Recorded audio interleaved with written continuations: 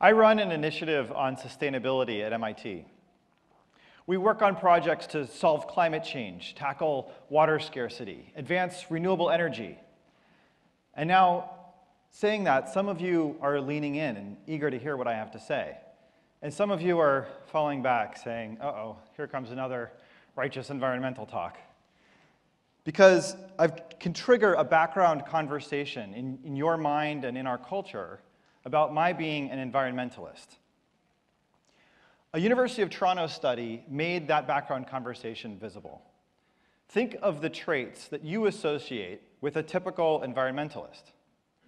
They posed that question to a couple hundred survey respondents, and this is what came out. Tree hugger, hippie, liberal, militant, overreactive, self-righteous, zealous, forceful, intolerant, annoying, crazy, irrational. My favorite one is hairy. When I read that, I always shave really well before I give talks on sustainability. So I've probably been most of these things at one time or another, fair enough. And this also reflects something about our culture and what happens when issues get polarized. Tree huggers versus coal miners, liberals versus conservatives. And it reflects a set of very human reactions to facing opposition and getting stuck. If I am passionate about an issue and I'm just not getting where I want to go, well, self-righteous, zealous, maybe a bit intolerant of other people's views, that's exactly how I get. It's how we all get when we feel forced to take sides. Save the environment or our jobs. Pay workers a living wage or have healthy businesses. Black Lives Matter or Blue Lives Matter. We live in a polarized world. So many of our issues are stuck in a kind of gridlock. Whether that gridlock is up there in the UN and Congress, or right here at our Thanksgiving dinner tables, in our workplaces, our homes. So I've been very interested in this question about how do we move forward on the issues that matter when so much is hanging in the air? How do we break through the gridlock? You see, I was born and grew up in a town called Boulder, Colorado, where you're considered a wacko if you're not an environmentalist of some kind. That's because, you grew up roaming around in these hills. When I was 8 years old, I fell in love with this little elusive red flower called an Indian paintbrush. When I was 9, I learned that the bark of a lodgepole pine tree smells like butterscotch. If that doesn't make you a tree hugger, I don't know what will. And my dad and I, climbing up over this ridge, would look out over the city of Denver. And at the time, it was one of the most polluted cities in North America. And my dad would talk about the problem and the solution. We have this brown cloud growing and looming over the city, but we can solve it with pollution control devices and market-friendly policies. Pragmatic guy, he's a businessman. From another view, you could see the Rocky Flats nuclear weapons facility. And my mom, she took a more direct approach. She'd go with her activist buddies and lay down in the access road to try to get the plant shut down and cleaned up. When I started my work as an advocate in environment, I took my mom's approach. A young graduate student at MIT joined an activist student group, wrote letters, ran petitions. One night, we cornered the president of MIT on our bicycles and said, hey, you should make sustainability more of a priority. We felt righteous, but we weren't quite getting where we wanted to go.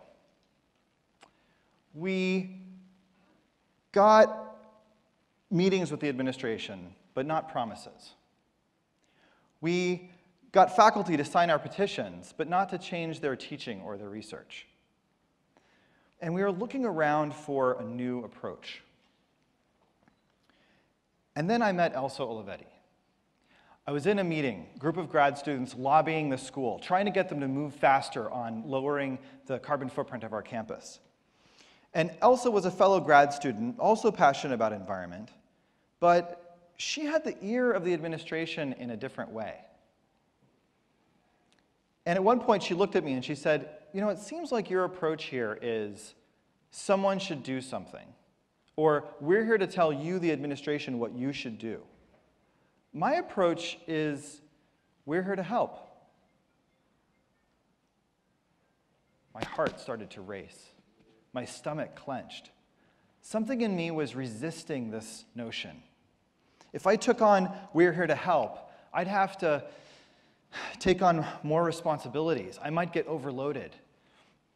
I might fail at the big goals that we were setting out for ourselves.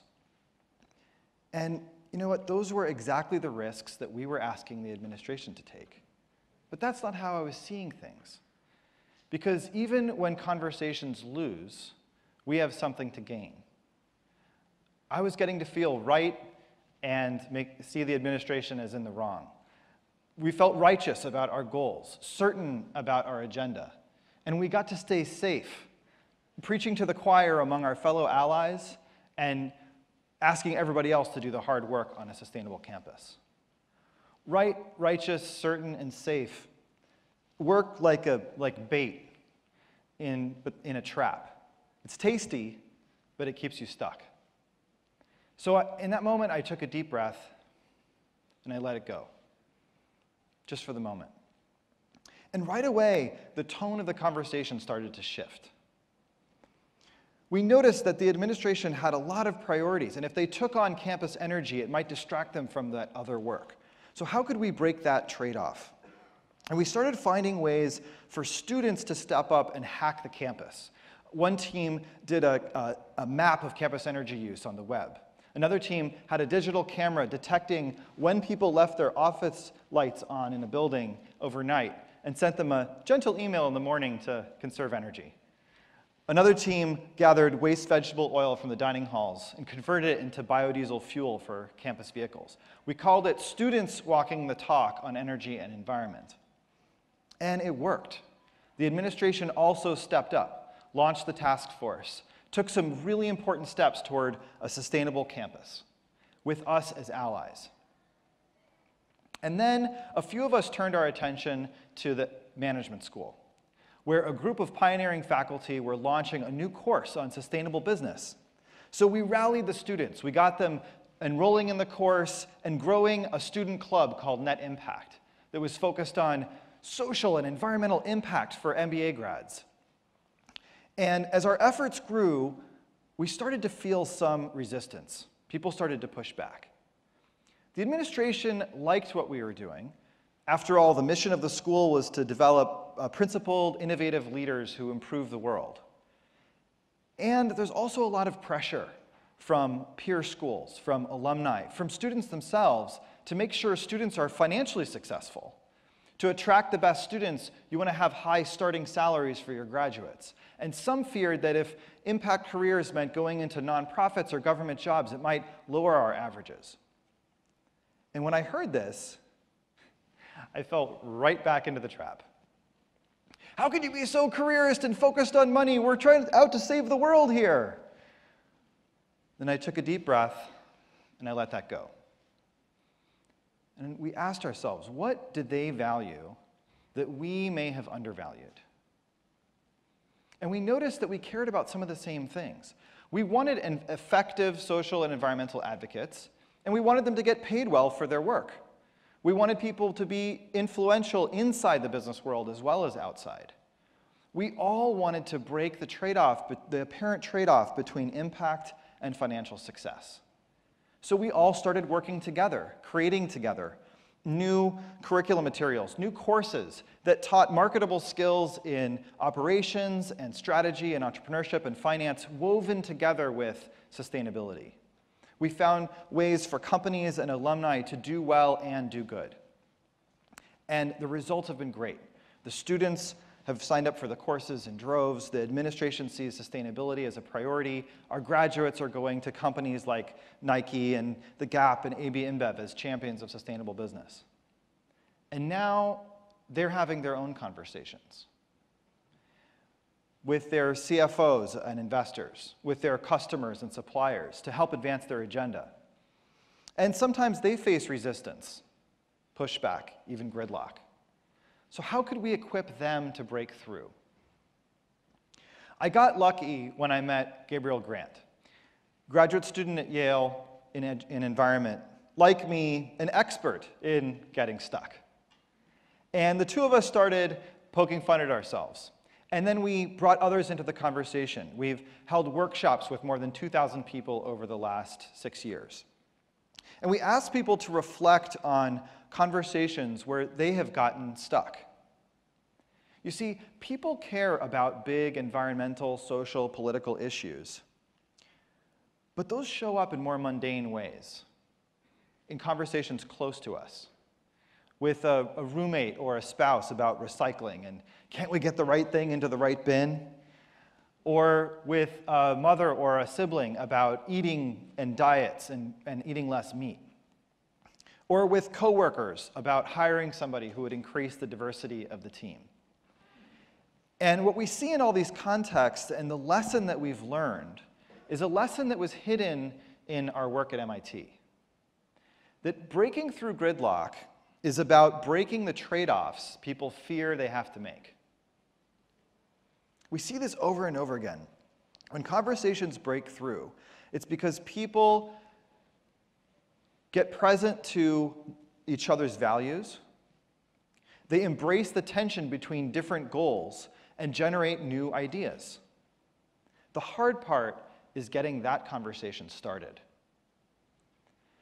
So we found a tool that's very useful and which I'm going to share with you today. It's called contrasting. You draw a contrast between how they expect you to show up and what you're there to do, between the trade-off they fear they have to make and the new possibilities that you are there to open. I'll use my example. Sometimes at MIT, we had to acknowledge, given your past experience, you might expect me to get stuck, feeling right, righteous, and certain in my own views, or to stay safe among my allies. You might think that I'm going to pursue solutions that force us to trade off or diminish starting salary, financial success, business acumen. Like previous efforts when we defined impact too narrowly as nonprofit jobs. What I really want is to be of help, to advance the visibility and impact of the school and our graduates, and to work with staff and faculty and students and alumni in doing that. So let's work together to find creative ways to break the real or perceived trade-offs. This kind of contrasting has been very helpful in the small innovations that we've been able to do. But it's also central to some of the bigger innovations of our time. If I say to you, hey, I've got this great fuel-efficient car I want to sell you. It'll save you money, it'll reduce pollution, it'll lower your carbon footprint. You'll say, great. And then there's this other voice in your head like, isn't that going to be a little anemic and boring when I hit the accelerator pedal? Because I bought myself one of those. Well, Tesla is in that conversation with our culture right now. They're saying, you might expect that, but that's not what we're here to do. We're here to deliver a car that has the thrill of a luxury sports sedan with the footprint of a Prius. Or let's say I want to sell you a mutual fund filled with socially and environmentally responsible companies. Yeah, but isn't that going to slow the growth of my retirement fund or our pension fund? Companies like Generation and UBS and MFS, they're in that conversation with their investors and customers right now. And they're saying, look, you might expect that trade-off because past funds have done that, but that's not what we're here to do. We're here to increase returns by capturing the exciting possibilities of environmental technology, reducing social and environmental risks. And that conversation is working. It's breaking through to investors and customers. But we have so much work left to do. So many big issues in our culture. How can we solve climate change and livelihoods in energy-producing communities? Black lives matter, blue lives matter. The question is, how can we create public safety and social justice at the same time? The healthcare debate, how can we guarantee universal access and individual choice? We don't have answers to these questions. We don't even pose the questions right yet. There's so much work left to do. Now, the good news is that the power is in your hands. It's in all of our hands. Because what we've seen is that people break through gridlock when they have the courage to confront the issues that matter with the people that matter to them. And so I'll invite you to think of a conversation where you have gotten stuck. Think of a real example. Hold it in your mind. Notice what you've been standing for. Notice that you also might have that tendency to be right, righteous, certain, and safe. Take a deep breath, locate the bait, and let it go. Then clarify values. Get clear on what they value and what you really want. Can you articulate both with the same clarity and passion? Then draw the contrast. Acknowledge their fears. Let them know that you're not there to trade off their values for yours. You are there to embrace the tension. Use that tension between different values to generate new ideas and possibilities that neither of you could have done alone. This is hard work. In our polarized world, we're so hot. The voltage is so high, we just avoid these conversations entirely because we're afraid of getting zapped. But what if we thought about that polarization as a kind of energy, electricity, a healthy tension between different values? I'm not saying we have to agree on everything, but we can disagree creatively. We can make that energy do work. We can break through the gridlock one conversation at a time. Thank you.